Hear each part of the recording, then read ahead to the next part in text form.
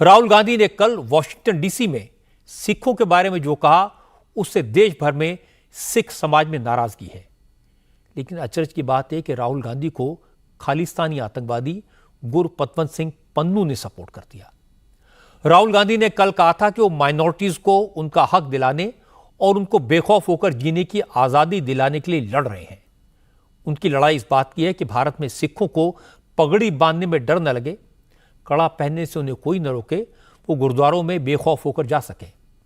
इसके बाद खालिस्तानी आतंकवादी गुरपतवंत सिंह पन्नू ने राहुल गांधी के बयान को बिल्कुल सही बताया। उन्होंने कहा कि जो बात राहुल गांधी कह रहे हैं वो भी वही बात मानता है। राहुल और उसकी लाइन एक है। गुरपतवंत सिंह पन्नू ने एक स्टेटमेंट जारी करके कहा कि राहुल गांधी ने सिखों को लेकर जो कुछ बोला वो उसके खालिस्तानी संगठन सिख फॉर जस्टिस की बात का समर्थन है।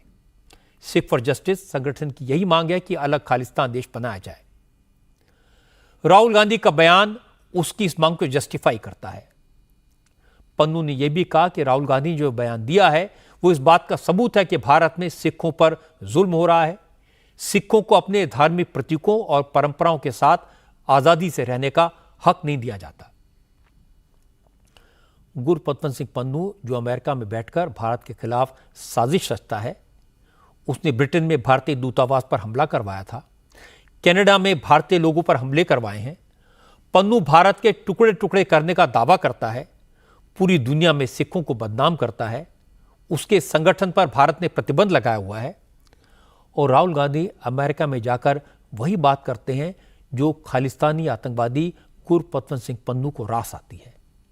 इसीलिए जैसी पन्नू का बयान आया तो home minister Amit Shah, defence minister Rajnath Singh से लेकर यूपी के मुख्यमंत्री योगी आदित्यनाथ तक बीजेपी के कई नेताओं ने राहुल गांधी को घेरा। अमित शाह ने कहा कि देश विरोधी बातें करना और देश को तोड़ने वाली ताकतों के साथ खड़े होना राहुल गांधी और कांग्रेस पार्टी की आदत बन गई है। राजनाथ सिंह ने कहा, सिखों को लेकर राहुल ने जो बातें कही वो सरासर झूठ हैं, बेबुनियाद हैं। योगी आदित्यनाथ ने कहा कि राहुल गांधी भारत विरोधी अलगाववादी समूह के नेता बनने की तरफ बढ़ रहे हैं। वो देश की एकता को छिन्न भिन्न करके देश को सिविल वॉर की तरफ धकेलना चाहते हैं। इसके बाद केंद्रीय मंत्री हरदीप सिंह पुरी ने कहा कि राहुल गांधी ने सिखों को लेकर जो झूठ बोला, पहले तो यह लग रहा था कि उन्होंने यूं ही बोल दिया, लेकिन खालिस्तानी आतंकवादी गुरपतवंत सिंह पन्नू ने उन्हें जिस तरह सपोर्ट किया उसे देखकर इसमें एक तालमेल नजर आ रहा है।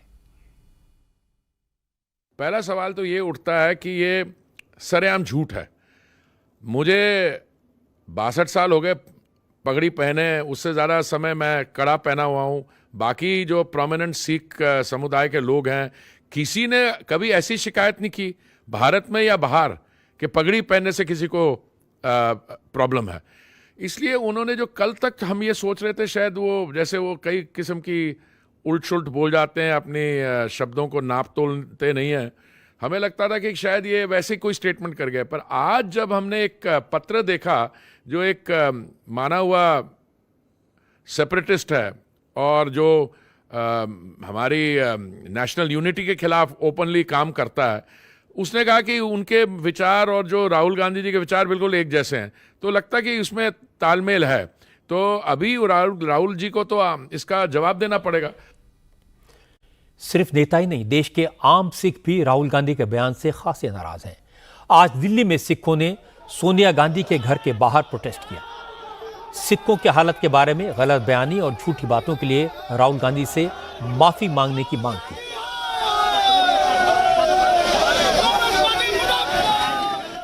प्रदर्शनकारी सिखों ने कहा कि राहुल गांधी ने देश में कहां देखा कि सिखों को पगड़ी पहनने से रोका गया। कौन से गुरुद्वारे में सिख डर कर जाते हैं? सिखों को कड़ा पहनने से किसने रोका? सिख समाज के लोगों ने कहा, जब कांग्रेस की सरकार थी तब इटली में सिखों को पगड़ी पहनने पर पाबंदी थी। राहुल गांधी की सरकार उसे नहीं हटवा पाई। वो पाबंदी 2014 के बाद हटी। इसलिए बेहतर होगा राहुल गांधी अपनी पार्टी का इतिहास देखें, सिखों को बदनाम न करें।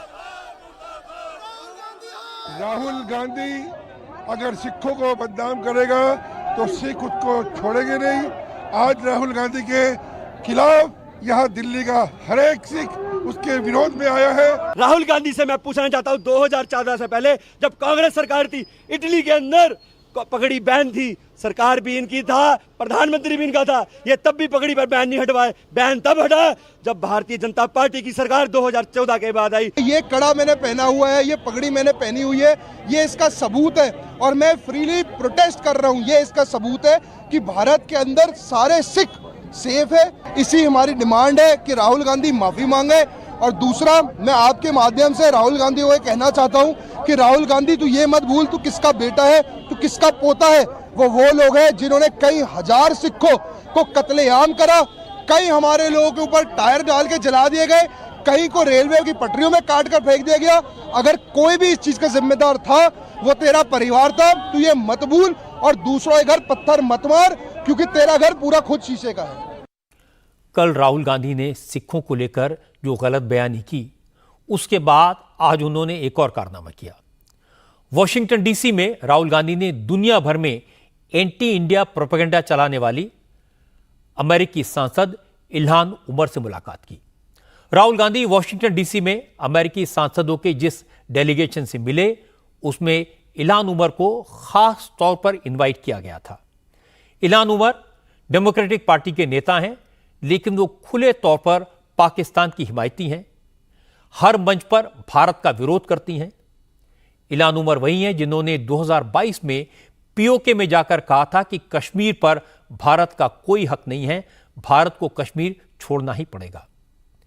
जब नरेंद्र मोदी की सरकार ने 2019 में आर्टिकल 370 हटाया, तो इल्हान उमर ने कहा था कि नरेंद्र मोदी की सरकार ने आर्टिकल 370 को खत्म करके गैर कानूनी काम किया है और पूरी दुनिया को इसका विरोध करना चाहिए।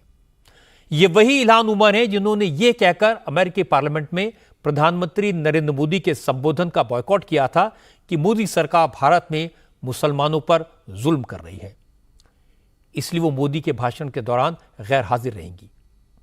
इसके बाद जून 2023 में इल्हान उमर अमेरिका की संसद में भारत के खिलाफ एक प्रस्ताव लेकर भी आई, जिसमें अमेरिका के विदेश मंत्रालय से अपील की गई थी कि वो भारत को एक ऐसा देश घोषित करे जहां पर धार्मिक स्वतंत्रता के अधिकार का उल्लंघन होता है, जहां मुसलमान सुरक्षित नहीं है।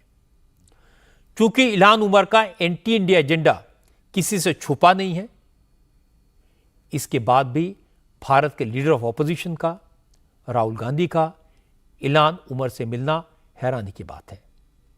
आज बीजेपी के नेताओं ने राहुल गांधी के इस कदम की आलोचना की। केंद्रीय मंत्री पीयूष गोयल ने कहा, इल्हान उमर से मिलकर राहुल गांधी ने देश के करोड़ों लोगों का दिल दुखाया है, उनका अपमान किया है। पीयूष गोयल ने कहा कि राहुल गांधी नरेंद्र मोदी से इतनी नफरत करते हैं कि वो ये भूल गए कि कौन भारत का दुश्मन है, कौन दोस्त। इसलिए राहुल गांधी कुछ भी बोलते हैं, किसी से भी मिलते हैं, ये भी नहीं सोचते कि इसका भारत पर क्या असर होगा। शायद बीजेपी और सरकार के खिलाफ उनको इतनी ईर्ष्या है कि सरकार की आलोचना करने के बजाय वो भारत के हितों को पूरी तरीके से ध्वस्त नष्ट करते हैं। वो भारत विरोधी ताकतों को मिलते हैं। ऐसी महिला जो भारत की बार बार आलोचना करती है, मुस्लिम ब्रदरहुड की साथ खड़ी दिखती हैं, पाकिस्तान के साथ खड़ी दिखती हैं, कश्मीर भारत का अभिन्न अंग है उसके बारे में भी आलोचना करती हैं। आईएसआई जैसी संस्थाओं के साथ उनकी खबरें निकलती रहती हैं। एक बेबुनियाद बात जो महिला कहे कि भारत में हमारे मुस्लिम भाई बहन सुरक्षित नहीं है, उनके साथ जब राहुल गांधी दिखते हैं तो देश का ही नहीं हर देशवासी का भी अपमान करते हैं और मैं इसकी घोर निंदा करता हूं। इसके बाद बीजेपी के एमपी सुधांशु त्रिवेदी ने कहा कि गुरपतवंत सिंह पन्नू के मुंह में राहुल की तारीफ सुनाई दे और इल्हान उमर से उनकी मुलाकात हो, इन दोनों बातों ने साबित कर दिया कि राहुल गांधी की एंटी इंडिया टूल किट के साथ अच्छी खासी सांठगांठ है। सुधांशु त्रिवेदी ने कहा, अब सबको समझ आ गया कि पाकिस्तान से लेकर पन्नू तक सभी भारत विरोधी ताकतें राहुल गांधी को सपोर्ट क्यों करती हैं। राहुल गांधी जी भारत के इतिहास के पहले नेता प्रतिपक्ष बन चुके हैं जिनका नाम एक समय पर पाकिस्तान ने संयुक्त राष्ट्र संघ में भारत विरोधी अपने वक्तव्य में प्रयोग किया था। और आज अपने उनके भारत विरोधी मित्रों की श्रृंखला में एक और उपलब्धि राहुल गांधी को प्राप्त हुई है जब पन्नू ने उनकी तारीफ की है। यानी पाकिस्तान से लेकर पन्नू तक के और ऐलान उमर तक उनकी तारीफों में जो पुल गढ़े जा रहे हैं, ऐलान उमर के साथ मुस्कुराहट बिखेरती हुई और हर भारतवासी को दिल को चीरती हुई यह तस्वीर है। बीजेपी के नेताओं ने, मंत्रियों ने जब राहुल गांधी पर निशाना साधा तो कांग्रेस की तरफ से कांग्रेस पार्टी के अध्यक्ष मल्लिकार्जुन खड़गे ने मोर्चा संभाला। खड़गे ने कहा कि प्रधानमंत्री नरेंद्र मोदी ने तो न जाने कहां कितने देशों में कांग्रेस के खिलाफ अनाप शनाप बातें कहीं, राहुल गांधी को अपशब्द कहे। अब वही बीजेपी के लोग हमें पाठ पढ़ा रहे हैं कि राहुल गांधी को ऐसा नहीं बोलना चाहिए। ये बात सही नहीं है। हमारे खिलाफ कितने बोले उन्होंने, चाइना में जाके हमारे खिलाफ बोले, सांघाई में और यूए में, यूनाइटेड अरब में, अमेरिका में बोले, कनाडा में बोले, कोरिया में बोले, क्या क्या नहीं बोले। हमारे को, कांग्रेस को बदनाम करने के लिए, हमारे सरकार को बदनाम करने के लिए, राहुल जी को गालियां देने के लिए हर प्लेटफॉर्म का उन्होंने इस्तेमाल किया बाहर जाके। और हमको अब सबक सिखा रहे, राहुल जी ऐसा नहीं बोलना था, राहुल जी देशद्रोही है, कांग्रेस पार्टी देशद्रोही। क्या करे भाई देशद्रोही? ये सवाल कांग्रेस और बीजेपी का नहीं है, ये सवाल भारत का है। और मैं हैरान हूं कि अब तक कांग्रेस के नेताओं ने खालिस्तानी पन्नू के सपोर्ट को रिजेक्ट क्यों नहीं किया, उसके खिलाफ बयान क्यों नहीं दिया। मल्लिकार्जुन खड़गे पुराने नेता हैं, वो तो कांग्रेस का इतिहास जानते हैं। 1984 के कत्लेआम के बाद चाहे सिख समाज कांग्रेस से कितना भी नाराज रहा हो, कांग्रेस ने कभी भी खालिस्तान का सपोर्ट करने वालों को इसका फायदा नहीं उठाने दिया। कांग्रेस ने कभी खालिस्तान की मांग करने वालों को सिर नहीं उठाने दिया। तो फिर खड़गे गोलमोल बात क्यों कर रहे हैं? वो पन्नू को अपना एजेंडा चलाने की इजाजत क्यों दे रहे हैं? क्या अध्यक्ष महोदय राहुल गांधी की किसी गलती को छिपाने के लिए मजबूर हैं? कांग्रेस के नेताओं के पास इस बात का भी कोई जवाब नहीं है कि राहुल गांधी पाकिस्तान समर्थक ऐलान उमर से क्यों मिले। ऐलान तो हमेशा से भारत के खिलाफ रही हैं। यह तो कांग्रेस की पॉलिसी नहीं हो सकती। कांग्रेस के किसी एकाध नेता ने कभी इधर उधर की बात कर दी हो वो अलग है, लेकिन मूल रूप से कांग्रेस एक राष्ट्रवादी संगठन है। कांग्रेस ने हमेशा पीएके को भारत का अभिन्न अंग माना है। कांग्रेस ने तो आर्टिकल 370 हटाए जाने को भी सपोर्ट किया था। कांग्रेस ने इंदिरा गांधी और राजीव गांधी के जमाने में कभी एंटी इंडिया एजेंडा चलाने वालों से हाथ नहीं मिलाया, पाकिस्तान की हिमायत करने वालों को गले नहीं लगाया।